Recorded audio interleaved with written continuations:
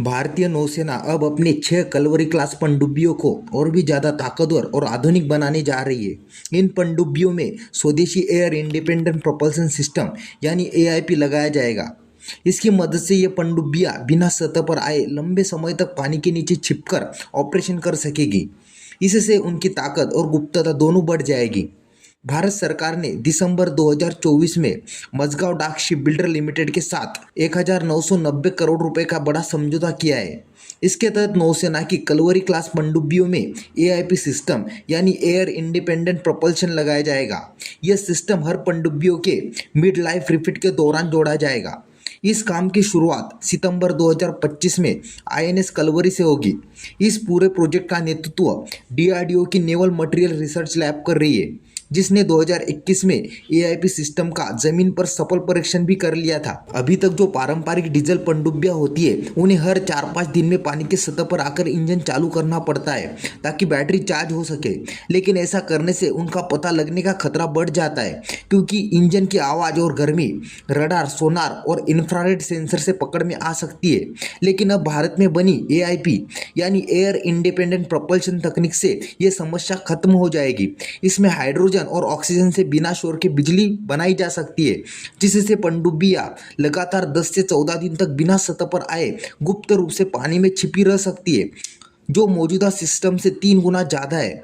सबसे खास बात यह है कि इसमें हाइड्रोजन को जहाज के अंदर ही ज़रूरत के हिसाब से बनाया जाता है, जिससे गैस स्टोर करने का खतरा भी नहीं रहता और सुरक्षा भी बढ़ जाती है।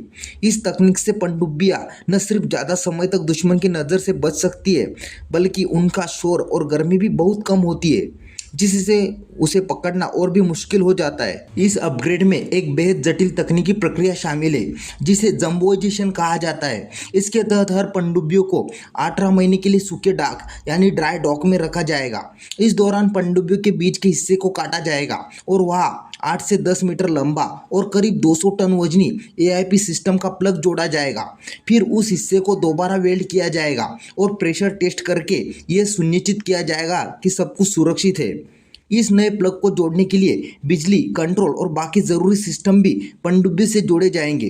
फ्रांस की कंपनी नेवल ग्रुप इस काम की निगरानी कर रही है ताकि सुरक्षा मानकों का पूरा पालन हो और साथ ही भारत में बने इस सिस्टम की गुणवत्ता भी बनी रहे। एआईपी सिस्टम को तैयार करने और पनडुब्बियों में लगाने का काम कई भारतीय और विदेशी एजेंसियां मिलकर कर रही है। सबसे पहले डीआरडीओ की लैब एनएमआरएल इस सिस्टम के सबसे ज़रूरी हिस्से यानी ईंधन सेल और रिफॉर्मर और कंट्रोल सिस्टम को तैयार कर रही है। इसके साथ ही एल&टी, जो लंबे समय से इस प्रोजेक्ट में डीआरडीओ का पार्टनर है, वो अपने सूरत वाले प्लांट में 2 एआईपी मॉड्यूल बना रहा है।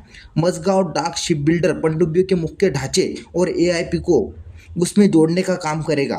वही फ्रांस की नेवल ग्रुप को एक और बड़ा काम सौंपा गया है। वो भारत में बने नए इलेक्ट्रॉनिक्स हैवीवेट टॉर्पीडो को पनडुब्बियों के फायर कंट्रोल सिस्टम से जोड़ने में मदद कर रही है। इन सभी कार्यों की कुल लागत 2800 करोड़ है। यह प्रोजेक्ट न सिर्फ पनडुब्बियों की गुप्तता को बढ़ाएगा, बल्कि उनकी हमलावर ताकत को भी और मजबूत बनाएगा। चीन पाकिस्तान को 8 एडवांस हैंगर क्लास पनडुब्बियां देने वाला है, जो सभी एआईपी तकनीक से लेस होंगी। ये पनडुब्बियां 2026 से पाकिस्तान को मिलनी शुरू हो सकती है। ऐसे में भारत के लिए अपनी पनडुब्बियों को भी एआईपी तकनीक से लेस करना बहुत ज़रूरी हो गया है। अब आईएनएस कलवरी में स्वदेशी एआईपी सिस्टम लगने से भारत की ताकत हिंद महासागर में और भी बढ़ जाएगी।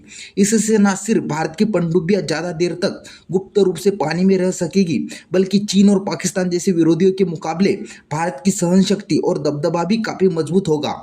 और सबसे खास बात यह है कि इस प्रोजेक्ट के पूरा होने पर भारत उन चुनिंदा देशों की लिस्ट में शामिल हो जाएगा जिनके पास स्वदेशी फ्यूल सेल एआईपी टेक्नोलॉजी है, जैसे जर्मनी, फ्रांस, स्वीडन और चीन। यानी अब भारत भी पनडुब्बियों के इस हाईटेक रेस में पूरी ताकत से शामिल हो गया है।